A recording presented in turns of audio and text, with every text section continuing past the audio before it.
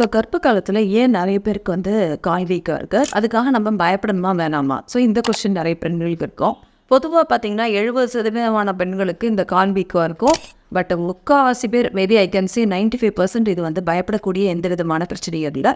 ஏன்னா நார்மலாகவே கர்ப்ப காலத்தில் காலில் உள்ள அந்த வெயின்ஸ் எல்லாமே வந்து கொஞ்சம் விரிவடைஞ்சிடும். புவியீர்ப்பு சக்தி எதிர்த்து மேலே பிளட்டு போகக்கூடிய வேகம் வந்து கொஞ்சம் குறைவாயிடும். பாப்பா பெருசாக அதனால் ஏற்படக்கூடிய அழுத்தத்தாலையும் கால்லேருந்து நமக்கு போகக்கூடிய ரத்த ஓட்டத்தினுடைய வேகம் வந்து குறைவாயிடும்.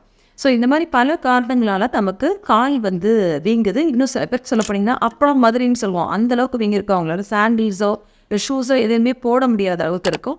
ஸோ வெறும் கால் வீக்கம் மட்டும் இருந்தால் நம்ம பயப்பட வேண்டியதில்லை. இன்கேஸ் அதோடு சேர்த்து யூரினில் உப்பு சத்து பிரியுது, நமக்கு பிபி இருக்குது அப்படின்னா தென் அதுக்கப்புறமா அதுக்குரிய தேவைக்குரிய மெடிசன்ஸ் வந்து எடுக்கிற மாதிரி இருக்கும். அதர்வைஸ் கால் வீக்கம் 70% பெண்களுக்கு நார்மல்.